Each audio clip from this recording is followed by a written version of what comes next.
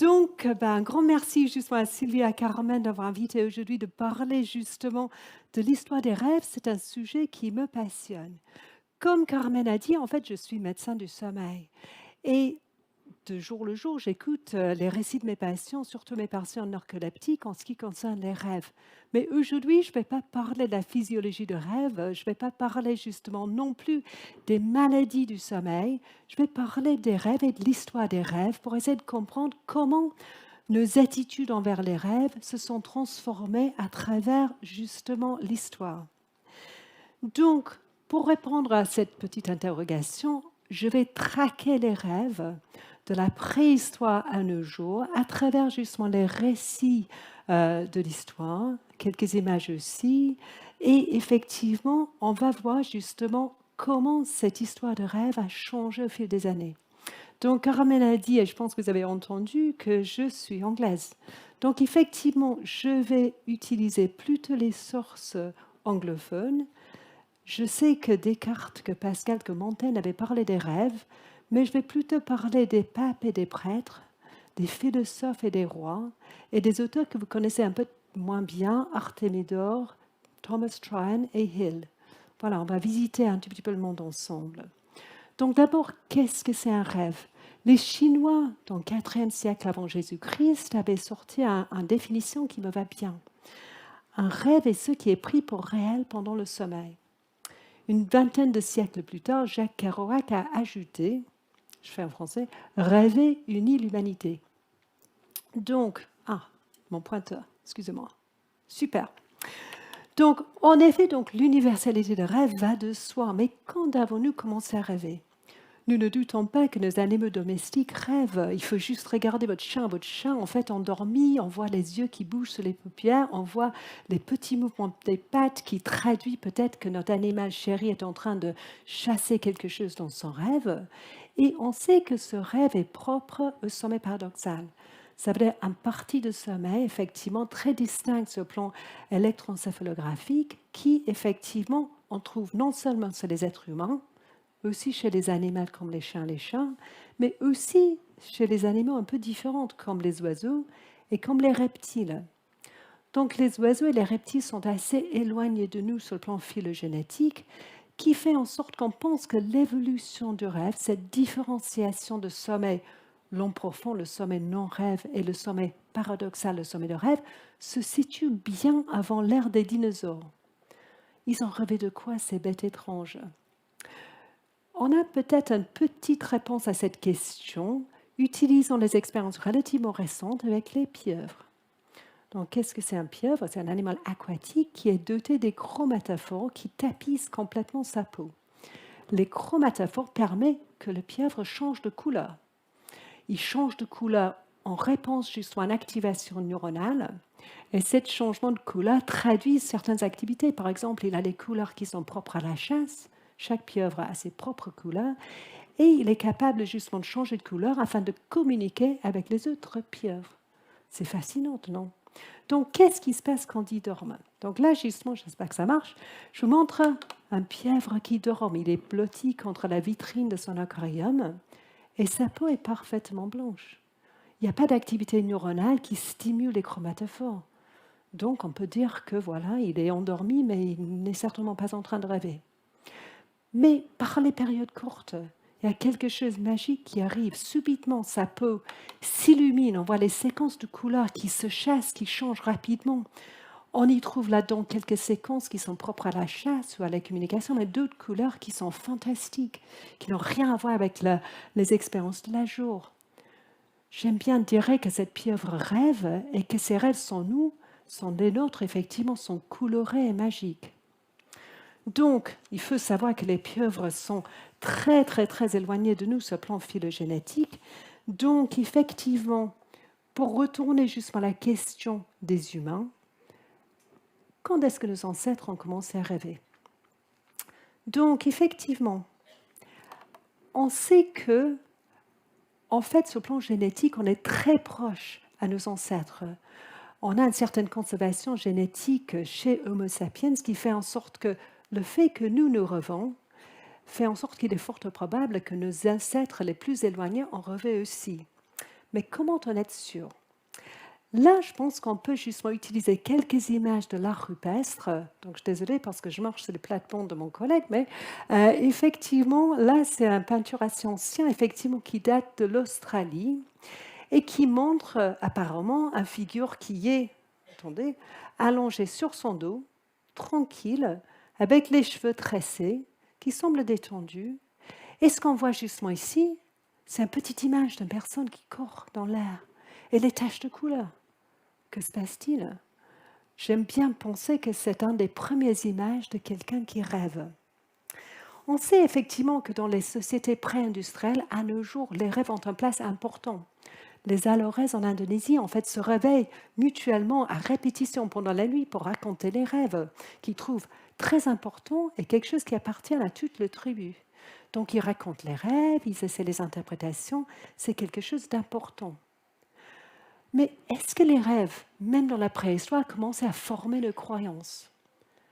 Je pense qu'on a tous eu l'expérience de rêver, en fait, de quelqu'un proche à nous, mais décédé, un ami, un membre de la famille, qui apparaissent dans nos rêves, mais qui parle avec nous, qui semble toujours vivant, qui peut échanger, donner éventuellement des conseils. Est-ce que cette expérience, qui est quand même relativement fréquente, pour nos ancêtres, a commencé l'idée qu'il y a une vie après la mort? Parce que visiblement, ces personnages étaient là. Et cette expérience qu'on sait était importante dans les sociétés pré-industrielles a-t-il justement poussé les chamans de l'époque d'essayer de favoriser, de reproduire les rêves, utilisant les substances hallucinogènes qui justement provoquent des états qui sont relativement proches aux rêves? Je pense que peut-être cette image peut être aussi un chaman, effectivement, dans une espèce de phénomène hallucinogène après la prise des substances psychoactives. Donc, ils ont rêvé de quoi, nos ancêtres? Probablement, comme nous, pas mal des choses qui justement traitaient de la vie quotidienne. Ils avaient peut-être rêvé de la chasse, des relations avec d'autres membres de la famille, du tribu. Mais on a quelques images encore de l'art rupestre qui, pour moi, parlent peut-être d'une activité onirique qui est un peu plus vivante.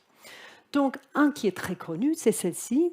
C'est l'image du sorcier qui vient des Caves de Trois Frères, donc qui est assez ancien, où on voit justement cette image de bête, moitié humain, justement, qui est entourée par les images d'animaux.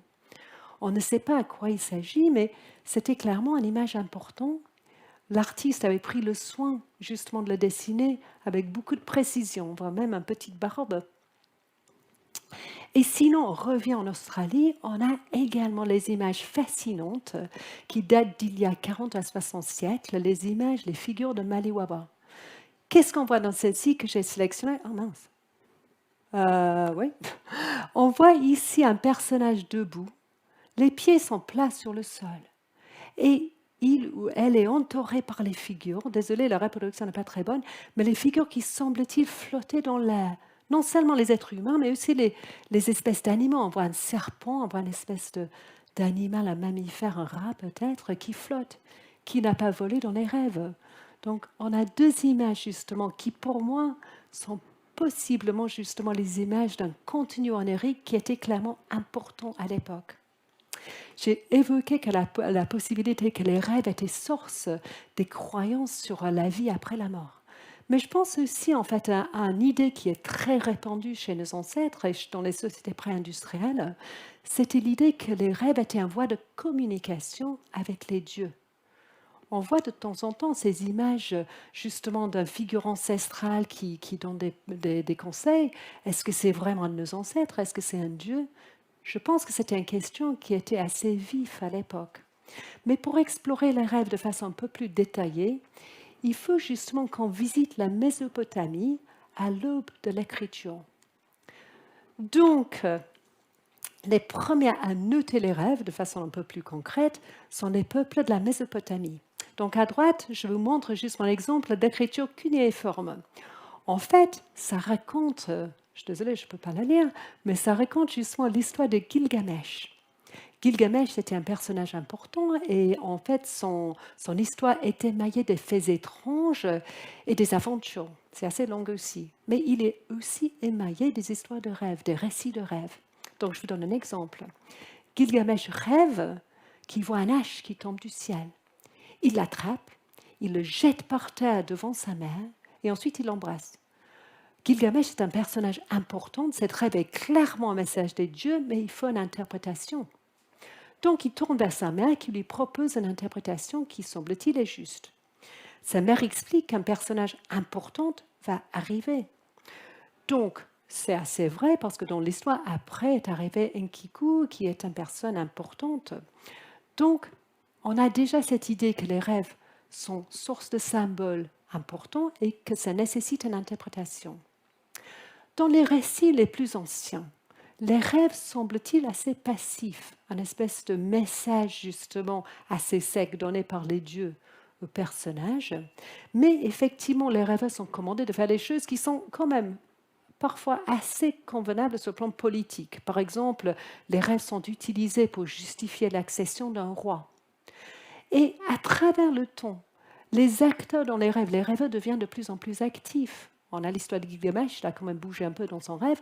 Et on a aussi, par exemple, l'histoire d'une princesse en Mésopotamie qui a rêvé enceinte, qui avait un arbre qui poussait de sa ventre et couvrait en fait la terre entière.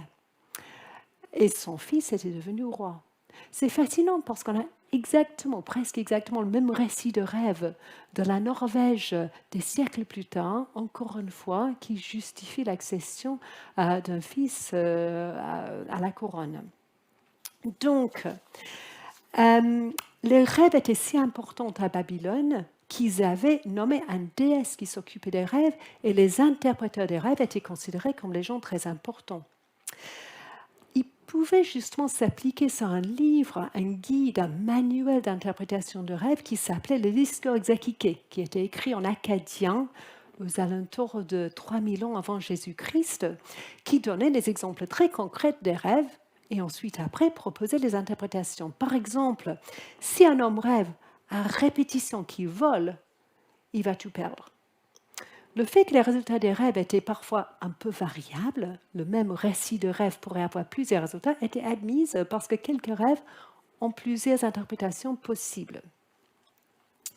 Donc, l'apparition d'une culture sophistiquée sur les rives du Nil n'a pas diminué l'intérêt dans les rêves. Au contraire, il l'a plutôt intensifié. Je ne sais pas ce que j'ai fait. Les Égyptiens considéraient que les rêves étaient bénis et une façon privilégiée de communiquer avec les dieux. Cette communication était si importante que les lits de rêve ont été construits au sein des temples afin de faciliter cet échange précieux. Encore une fois, les rêves exigeaient une interprétation et cette interprétation était proposée plutôt par les prêtres qui pouvaient quand même, encore une fois, s'appuyer sur les manuels d'interprétation. Ici, je vous montre justement un livre de rêves, The Dream Book, qui a été découverte à Medina et qui est actuellement dans le musée britannique à Londres. Vous voyez ici les colonnes d'écriture en écriture hiératique. Et en fait, en horizontal, vous voyez justement une ligne. C'est un récit de rêve suivi par un diagnostic, bon ou mauvais. Mauvais est en rouge parce que c'est le couleur du mal, suivi par un détail un peu plus important justement sur ce qui se passe. Donc, effectivement, on a plusieurs exemples. Par exemple, si un homme se voit dans son rêve en train de regarder par la fenêtre, c'est bon, son appel a été entendu. Si par contre, il se voit avec sa lit en flammes, ça veut dire que sa femme va le quitter. Peut-être parce que son lit est en flammes, mais bon. Donc, deux rêves de l'époque sont bien connus. Le premier est celui de Thutmose. Donc, Thutmose, une journée chaude dans le désert, en fait, s'est endormi à l'ombre du sphinx, qui à l'époque était englouti dans les sables. Pendant son rêve, il voyait le sphinx qui lui a ordonné de nettoyer tout ça en échange pour la couronne de l'Égypte. Donc, Thutmose a bien fait tout cela. Il a accédé justement aux couronnes de l'Égypte, la fameuse double couronne, et il a témoigné à cette expérience en érigeant un stèle qu'il a placé devant les pattes du sphinx que vous pouvez voir à ce jour. Donc un rêve qui était non seulement un fait réel. Ensuite, on a les récits de rêves. Si on reste en Égypte, on a un récit de rêve très bien connu de la Bible, celui de Joseph. Donc Joseph était en prison quand il a entendu le rêve du pharaon de l'époque. Joseph a proposé une interprétation qui a bien plu au pharaon, qu'il a nommé justement au sein de l'administration, et on peut dire que Joseph a très bien réussi. Donc, qu'est-ce que ça nous apprend? Un, que les rêves étaient importants. Deux, que les interpréteurs de rêves étaient sans prix et en plus qu'ils pouvaient aller loin. Donc, si on passe d'une grande civilisation à une autre, peut-être, voilà, que se passe-t-il justement pour les Grecs? Donc, les Grecs ont accordé une importance aussi aux rêves. En fait, quand un Grec, à l'époque, parlait de son rêve, il ne disait pas « j'ai eu un rêve », il dit « j'ai vu un rêve ». Ça veut dire que pour eux, les rêves étaient quelque chose d'externe qu'ils visionnaient. Donc, effectivement, cette expérience de rêve était partagée aussi par les Romains qui avaient pensé un tout petit peu la même chose. Et pour les deux, les rêves étaient un phénomène très important. Encore une fois, ils avaient construit les lits d'incubation de rêves dans les temples afin de favoriser cet échange avec les dieux. Et en plus, les rêves avaient un rôle curatif. Donc, on trouvait aussi les lits de rêve dans les temples d'Asclépios, le dieu de médecine. Les malades, en fait, s'y couchaient pour avoir un rêve curatif qui allait les sortir de leur maladie. En fait, pour les Grecs, c'était très important d'avoir les dieux qui étaient dédiés à des tâches spécifiques. Donc, ils avaient bien sûr les rêves, les dieux qui étaient dédiés aux rêves, les trois frères, les honorailles. Donc, on a Morpheus qui était responsable, Morphée, pardon, qui était responsable justement pour le sommeil, donc le rêve. On avait par la suite Icelus qui était responsable des cauchemars et enfin Phantasos qui était responsable des rêves fantastiques et colorés. Les interpréteurs de rêves à l'époque sont devenus assez renommés. Artémidore était l'auteur de l'Onécriticon, qui était devenu un best-seller au XVIIe siècle. Il a catalogué non seulement les récits de rêves qu'il avait recueillis lors de ses voyages, mais aussi les résultats, y compris quand un rêve avait plusieurs résultats différents. Donc, par exemple, Artémidore a dit « Comment interpréter un rêve d'une femme enceinte qui rêve d'un serpent ?» Difficile. Ok. Donc, il racontait les résultats de certaines rêves. Donc, numéro 1, une femme qui a vu cette rêve, son fils était devenu orateur. Artémidore dit c'est normal, on sait tous que les serpents ont les langues forches comme les orateurs, mais il note quand même que sa maman était riche et elle a pu payer l'éducation de son fils. Un deuxième était devenu prêtre. C'est normal, les serpents sont sacrés, mais son père était aussi prêtre. Peut-être ça a pesé en balance. Un troisième était devenu prophète. En fait, il faut savoir que les serpents sont sacrés à Apollon. Et Apollon est le dieu des prophètes. Mais en même temps, sa mère était prophète. Et finalement, un dernier était devenu esclave et il a échappé. Ça s'explique par le fait que les serpents ne suivent jamais le chemin droit. Mais sa mère était quand même esclave. Donc de cela, il est évident que pour Artémidore, effectivement, il a fallu non seulement comprendre le rêve et le récit, mais aussi effectivement la situation du rêveur pour poser justement un diagnostic correct. Donc, voilà pour l'interprétation de rêve à l'ère romaine et grecque, mais quid justement de la nature des rêves? Les philosophes grecs ont pas mal réfléchi sur cette nature de rêve en essayant de les classifier, mais aussi de comprendre le phénomène. Héraclite a noté, pour nous éveillés, il y a un seul univers. Une fois endormi, à chacun son univers. Héraclite avait peut-être raison, mais il ne penchait pas trop sur l'origine des rêves. L'origine était-il externe? Les Grecs y croyaient dur et fort. Effectivement, Pythagore pensait que notre atmosphère était envahie justement des âmes, et ces âmes qui avaient influencé notre sommeil. Je pense que Démocrite pensait justement que les édolas, les particules, en fait, passaient par la peau et montaient à notre cerveau. Donc, deux explications un peu externalisées de rêve. Aristote, par contre, pensait que les rêves étaient produits tout simplement par les perceptions résiduelles du rêveur. Et comme Épicure et plus tard Cicéron, il avait dit, effectivement, les rêves prophètes, j'y crois pas trop. Diogène, qui était quand même assez pessimiste, pensait finalement que les rêves étaient totalement vides, que les tableaux illusoires produits par nos cerveaux. Donc, pour un Romain, pour un Grec bien éduqué, bien influencé par la philosophie d'Aristote, l'idée des rêves comme un moyen de communication était plus du tout crédible. En fait, il était plus considéré comme un moyen de communication avec les dieux, et donc, d'une certaine manière, les dieux sont devenus silencieux. Donc, quid de l'Asie? Peut-être pas. Voilà. J'ai déjà donné cette définition de rêve chinois, mais on sait que depuis des années, justement depuis les siècles, les rêves étaient considérés par les Chinois comme un événement très très important. On a les inscriptions, c'est des écailles de tortue qui datent du dynastie Shang, qui témoignent de cette importance et cet besoin d'interprétation. Pour cela, plusieurs textes ont été rédigés, qui étaient compilés finalement au sein du 15e, 16e siècle par Chen Xuan, appelés justement les principes nobles de l'interprétation des rêves. Donc, cet livre propose plusieurs interprétations des rêves, mais les rêves ont aussi, en fait, soulevé des questions philosophiques importantes, comme le rêve très connu de Zhengzhou. Donc, je vais justement lire une traduction d'un texte de l'époque. Zhengzhou rêva qu'il était un papillon voltant et voltant, content de lui-même et faisant ce qu'il voulait. Il ne savait pas qu'il était Zhengzhou. Soudain, il s'est réveillé et il était là, Zhengzhou, solide et indubitable. Mais il ne savait pas qu'il était Zhengzhou qui rêvait, qui était un papillon qui rêvait qu'il était Zhengzhou. Donc, qui est le rêveur, Zhengzhou ou le papillon? C'était un problème épineux pour les taoïstes, peut-être à nos jours d'ailleurs. Donc, si on passe justement à l'ère médiévale, les rêves étaient toujours un élément puissant.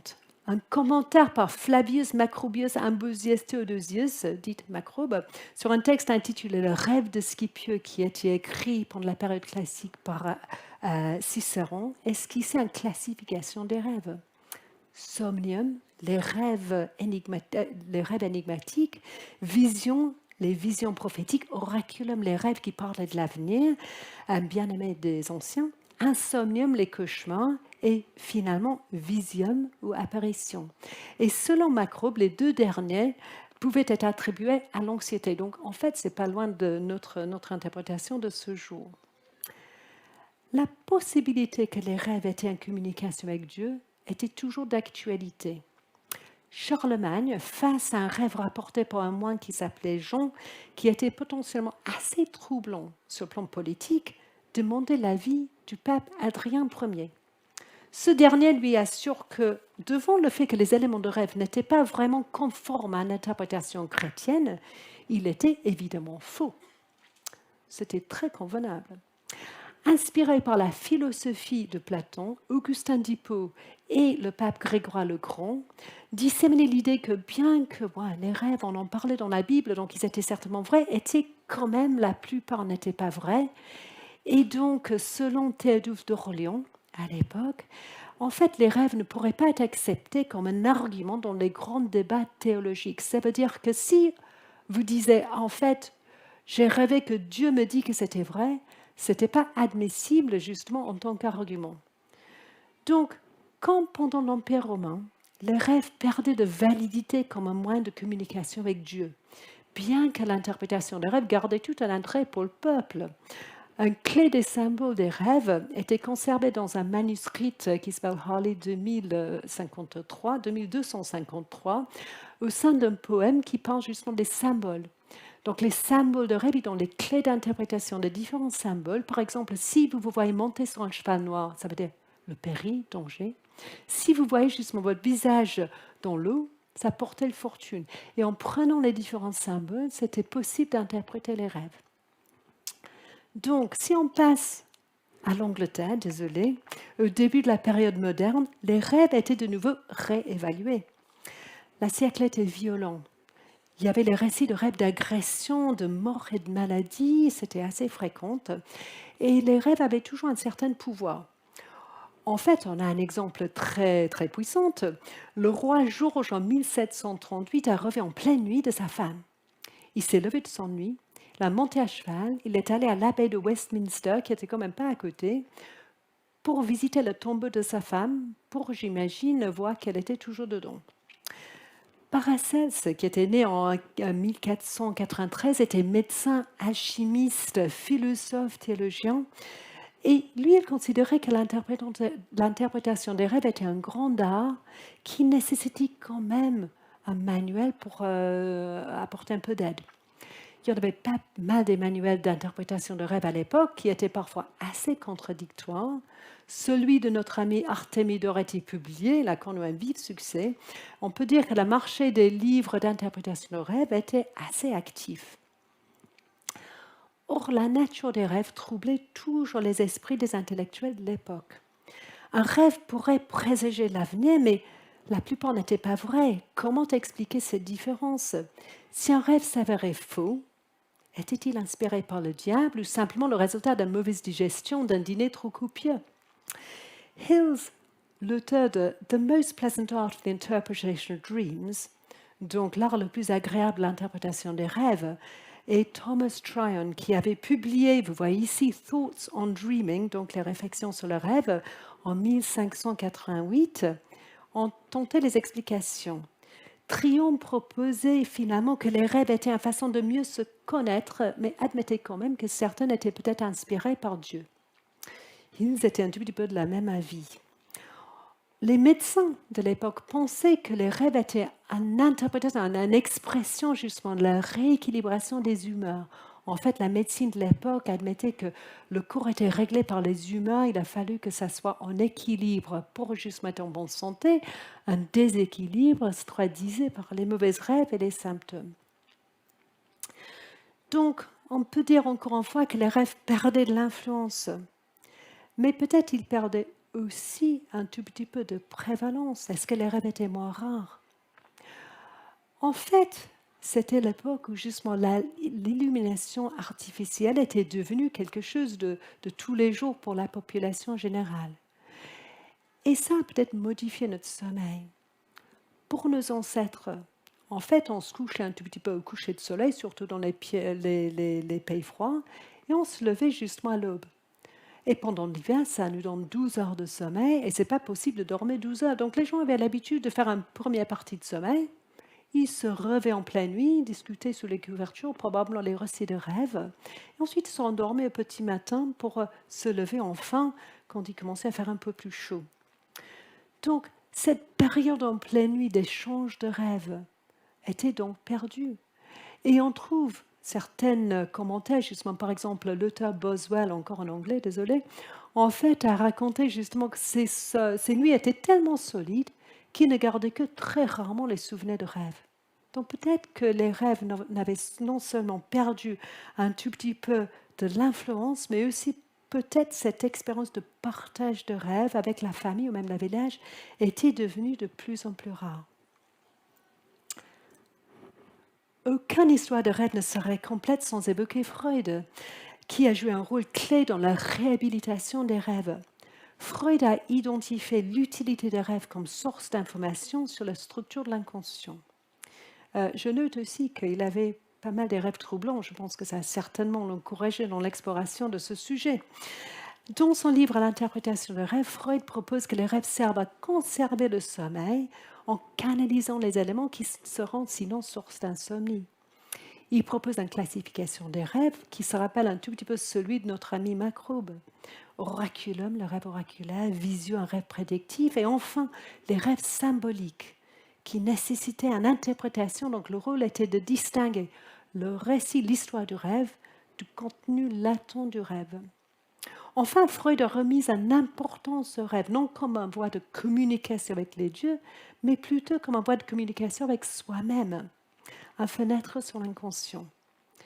Donc l'intérêt actuel scientifique sur les rêves, sur la fonction des rêves, se base en fait un tout petit peu sur l'intérêt de Freud, qui avait quand même remis les rêves un tout petit peu à leur place.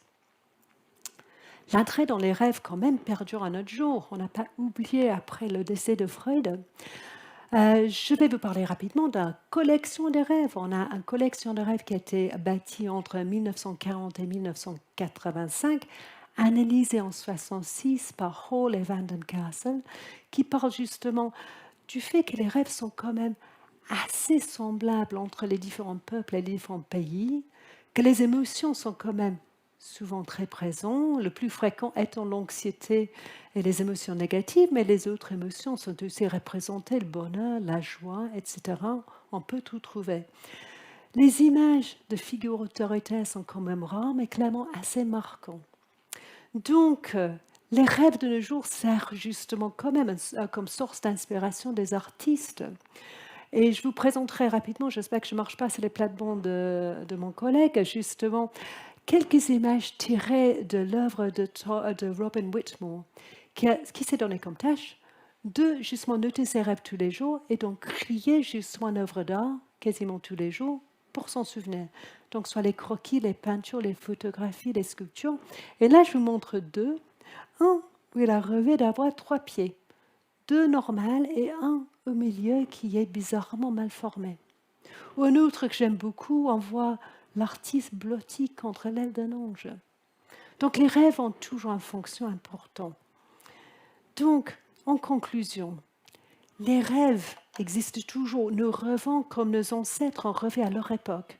Et contrairement aux peurs de M. Eckertz, la lumière artificielle et la transformation de notre sommeil n'a pas éliminé les rêves. Mais nos attitudes envers les rêves ont changé. Les rêves ne sont plus considérés comme un moyen de communiquer avec les dieux, les messages importants qui peuvent influencer tout l'avenir d'un peuple, mais plutôt cette perte d'influence des rêves qu'on a constatée à la fin du XVIIIe siècle a été remplacée par les idées de Freud qui voyaient les rêves comme quelque chose de très important, mais quelque chose effectivement qui est un voie royal de communication avec notre inconscient. L'interprétation des rêves a donc passé des chamans et des prêtres aux psychanalystes. Enfin, voilà, vous voyez justement une peinture qui est faite partiellement par Blake, donc une peinture bien connue en Angleterre. Encore un rêve qui a illuminé ses nuits. Donc, au total, finalement, le rêve reste toujours une expérience importante et une partie très importante, finalement, de ce qui nous fait les êtres humains. Donc, je vous remercie pour votre attention.